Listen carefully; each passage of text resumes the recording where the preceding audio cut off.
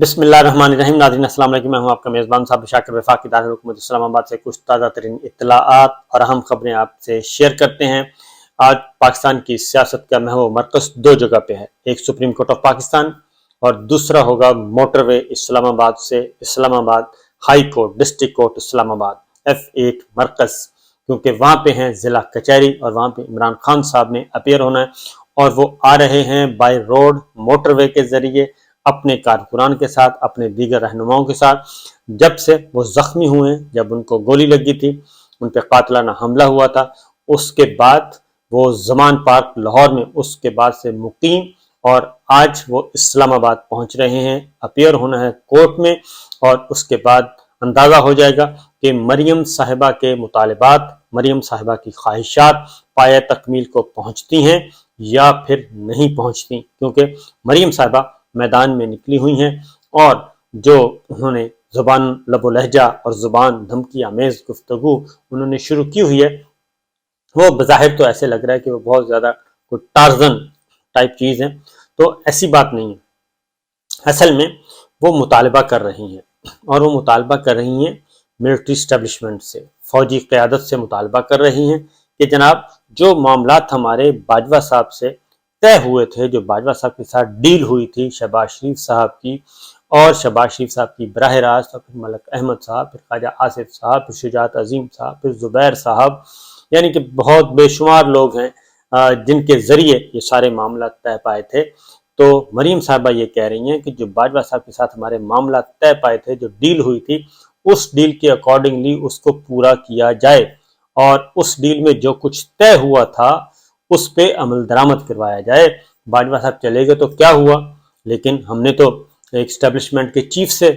Deal کی تھی، جبکہ ایسی بات نہیں ہے۔ وہ ڈرائنگ روم کے فیصلے تھے، اور ڈرائنگ روم کے فیصلے جو ہیں وہ میرا نہیں خیال کہ ان میں کنٹینیوٹی رہے گی، کیونکہ اب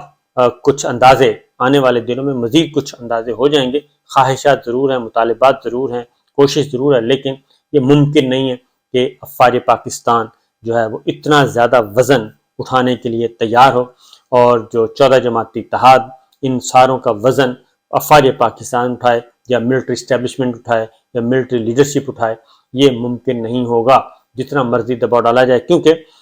باجوہ صاحب تو جا چکے ہیں، اور مریم صاحبہ کا جو لب و لہجہ ہے وہ کچھ تلخ ہوا ہے، کیونکہ باجوہ صاحب کے جانے کے بعد ان کے ساتھ کچھ تھیں، کیونکہ انہوں نے کہا تھا کہ میرے پاس کوئی آڈیوز ویڈیوز بہت ہی معتبر شخصیات، تو اس لیے وہ ساری چیزیں وہیں کی وہیں موجود ہیں اور ان کو یوٹیلائز نہیں کیا جا سکا، کیونکہ بظاہر ایسا لگ رہا ہے کہ وہ جنرل فیض حمید کو للکار رہی ہیں، بینچ بنانے والے فیض حمید، فلاں کرنے والے، فیصلے لینے والے، تو جنرل فیض حمید کو وہ مخاطب ہیں، لیکن جنرل فیض حمید آپ کو پتہ ہے DGC تھے اس وقت، اور میجر جنرل تھے جب یہ سارے معاملات ہو رہے تھے، تو وہ اصل کی طرف کیوں نہیں مخاطب ہوتی ہیں؟ اگر الزام لگانا ہے تو پھر کھل کے باجوہ صاحب پہ لگایا جائے، لیکن باجوہ صاحب کی طرف وہ جانے کے لیے تیار نہیں ہے، اور ایک میجر جنرل فیض حمید پہ سارے کا سارا ملبہ ڈالنا چاہ رہے ہیں، اور اس کے ذریعے دوسرا سافٹ کارنر، جو دوسرا سافٹ ٹارگٹ ہے وہ آنریبل ججز ہیں، ان کو بھی ہدف بنایا جا رہا ہے۔ لیکن بہرحال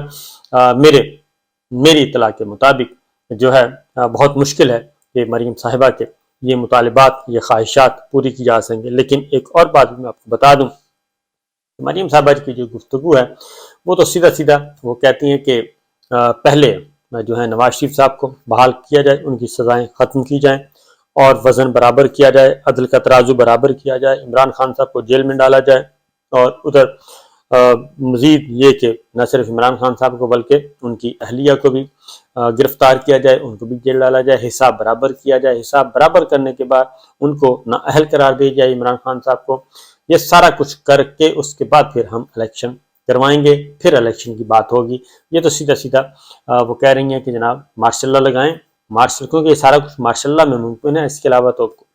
کوئی نہیں ہے۔ عدالتوں میں مقدمات چلنے ہیں، اگر وہ سچ ہوئے تو سزائیں ہو جائیں گی، اگر وہ جھوٹ ہوئے تو سزائیں نہیں ہوں گی، اور آنن فانن کس طریقے سے عمران خان صاحب کو یا کسی بھی شخص کو نااہل قرار دیا، اس کا ایک پروسیجر ہے، وہ پروسیجر پورا ہوگا، اس کے اکارڈنگلی ساری ایویڈنس آئیں گے، پھر آگے معاملات چلیں گے۔ اس لیے नॉमन तेल होना चाहिए, पहले नॉमन तेल पूरा किया जाए, फिर राधा नाचे तो ज़्यादा अच्छा होगा। लेकिन ना नॉमन तेल होगा ना राधा नाचेगी, लेकिन वो डिमांड्स बहरहाल किए जा रहे हैं। और ये डिमांड असल में ये है कि बेशक मार्शल्लाह लगा लें, हमें कोई इतराज़ नहीं, लेकिन हमारे ये जो डील हुई थी उस डील को पूरा हर सूरत में किया जाए। और दूसरी तरफ से अगर ये बातें, अगर ये डील जो है वो उसको आगे बढ़ रही होती और जो कुछ मामला तय किए हुए थे वो हो रहे होते, तो फिर जलसों में आके तकरीरें करने की ज़रूरत नहीं पड़ती, जलसों में आके प्रेशर डालने की ज़रूरत नहीं पड़ती, वोटर सपोर्टर को साथ मिलाने की ज़रूरत नहीं पड़ती। फिर तो एक मैसेज ही, एक सिर्फ व्हाट्सएप पे मैसेज ही चला जाता है कि जनाब ये कुछ हुआ था तो ज़रा पूरा कर दें, तो फिर वो पूरा हो जाता है। तो इसलिए ऐसा लग रहा है कि कहीं ना कहीं रखने मौजूद हैं और कहीं ना कहीं ख्वाहिशात की तकमील में रुकावटें हैं, और उन रुकावटों को पूरा करने के लिए अब वो पब्लिक प्रेशर और एक मीडिया ट्रायल और एक नफसियाती और असाबी हमले जो हैं वो किए जा रहे हैं। बहरहाल ये हमारे इदारों को सोचना है और हमारे इदारों की लीडरशिप को सोचना है और अदलिया को सोचना है कि आखिर ये माजरा क्या है, क्यों ये सब कुछ इतना खुल्लम खुल्ला आज़ादी दी गई है। और इसीलिए कहते हैं कि जब आप किसी एक फरीक को तो छोड़ दें, एक तबके को तो बिल्कुल आंखें बंद कर लें और बाकी सबको एक ही लाठी से हाँकने की कोशिश करें, तो फिर ऐसा नहीं होता। क्योंकि इसके बरक्स हम मनाजर क्या देख रहे हैं, वो है लेफ्टिनेंट जनरल अमजद शोएब साहब, 81 ईयर्स ओल्ड, 40 साल उन्होंने पाक फौज की खिदमत की, पाक फौज में 65 की जंग, 71 की जंग में उन्होंने हिस्सा लिया, वो एडजुटेंट जनरल रहे, वो डीजी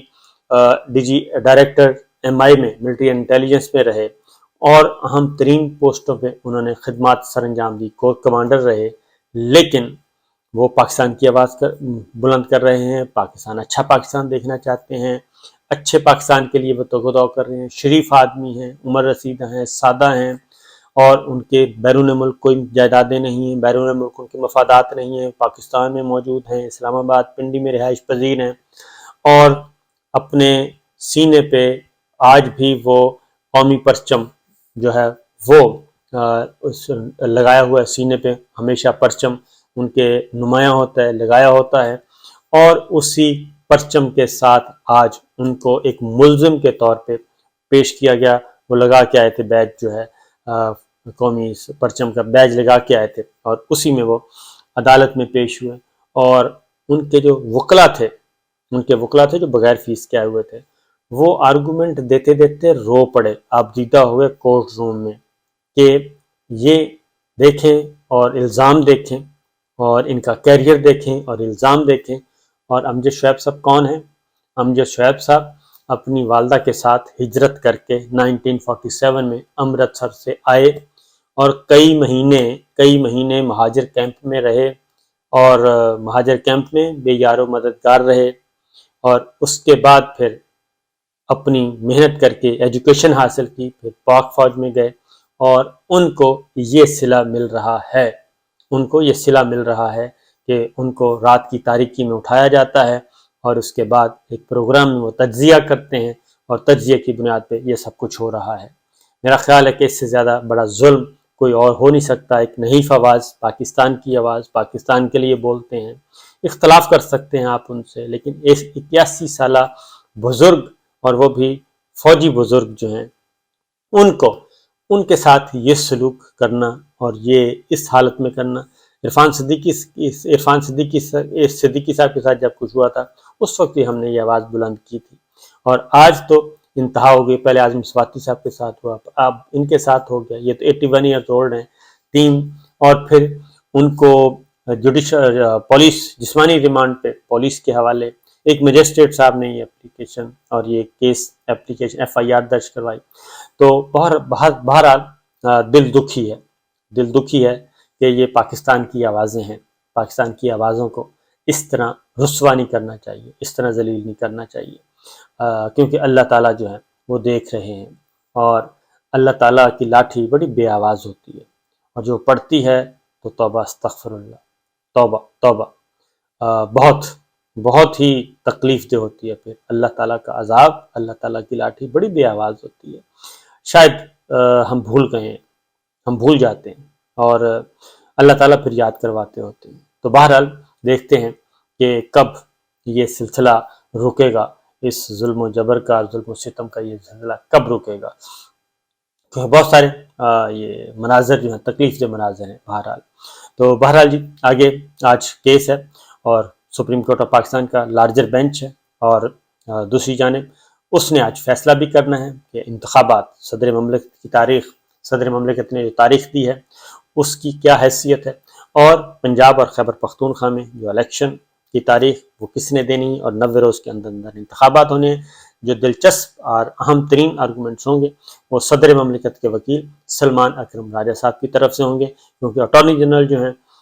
وہ ان کی طرف سے اٹارنی جنرل پہ عدم اعتماد کا اظہار کر دیا ہے۔ صدر مملکت نے اپنے سیکرٹری کے ذریعے کورٹ کو، لارجر بینچ کو انفارم کیا گیا کہ اٹارنی جنرل صدر مملکت یا ایوان صدر کی ترجمانی نہیں کریں گے، ان کی طرف سے پیش نہیں ہوں گے، بلکہ سلمان اکرم راجہ صاحب جو ہیں وہ اپیئر ہوں گے، کیونکہ اٹارنی جنرل صاحب واضح طور پہ کہہ چکے ہیں کہ 90 دن کے اندر الیکشن ممکن نہیں، اور وہ چونکہ شہباز شریف صاحب سے براہ راست ہدایات لے رہے ہیں، انہیں کی انسٹرکشن پہ آرگو کر رہے ہیں، آرگومنٹس دے رہے ہیں کورٹ میں، لارجر بینچ کے سامنے، اس لیے ان کی رائے کو غیر جانبدار رائے نہیں سمجھا جائے گا، کانسٹیٹیوشنل اوپینین ایکچوئل نہیں سمجھا جائے گا، اس لیے بھروسہ کیا ہے سلمان اکرم راجہ صاحب پہ صدر مملکت نے، کیونکہ 5 ممبرز بینچ ہے، اور آج مور دین 40% اس کی ہیئرنگ کمپلیٹ ہو چکی ہے، اور آج 9 بجے 9:30 بجے ہیئرنگ شروع ہوگی، اور آج ہی کوشش کی جائے گی کہ اس مسئلے کو نمٹا دیا جائے اور اس پہ حکم صادر کر دیا جائے، جو بھی حکم صادر کرنا ہے۔ بہرحال دیکھتے رہیے جی کورٹ روم نمبر 1 میں، اور دوسری جو نظریں ہیں وہ ہوں گی موٹر وے پہ، اور موٹر وے سے آج عمران خان صاحب نکل رہے ہیں، اسلام آباد پہنچ رہے ہیں، اور انہوں نے صبح 7 بجے سے نکلے ہوئے ہیں، اور پہنچیں گے براہ راست F8 مرکز، اور F8 مرکز میں کچہری میں، اسلام آباد جو ڈسٹرکٹ کچہری ہے، ضلع کچہری جسے کہتے ہیں، وہاں پہ پیش ہونا ہے، اور انہوں نے کل ان کے وکیل ڈاکٹر بابر اعوان نے واضح طور پر کہا تھا کہ جناب وہ آئیں گے عمران خان صاحب، اس لیے آج وہ اپیئر ہوں گے، اور دیکھنا یہ ہے کہ ان کی گرفتاری کا کتنا اہتمام کیا گیا ہے رانا صاحب کی طرف سے، کیونکہ ان کو گرفتار فی الحال تو نہیں کیا جا سکتا، ہاں البتہ کورٹ اگر کر دے آرڈر تو پھر کچھ بھی ہو سکتا ہے، کیونکہ ان کی حفاظتی ضمانت منظور ہے 28 تاریخ تک، اور اس لیے وہ آج اپیئر ہو رہے ہیں، اور آج انہوں نے کورٹ کے سامنے اپیئر ہو کے اپنے موقف پیش کرنا ہے کہ جناب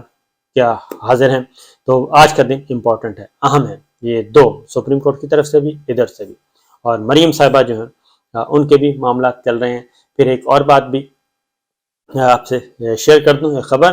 کہ سپریم کورٹ، ہائی کورٹ کی طرف سے جو پاکستان تحریک انصاف کے رہنما جو ہیں MNAs وہ بحال ہوئے تھے، اسپیکر قومی اسمبلی راجہ پرویز اشرف صاحب ان کو بحال کرنے کے لیے تیار نہیں ہیں۔ عامر ڈوکر صاحب چیف وہیب پاکستان تحریک انصاف قومی اسمبلی، ان کی صدارت میں ڈیلیگیشن ملا راجہ پرویز اشرف صاحب سے، تو شاہ محمود قریشی صاحب کو لیڈر آف اپوزیشن مقرر کر دیا ہے پاکستان تحریک انصاف نے۔ شاہ محمود قریشی صاحب اٹک جیل میں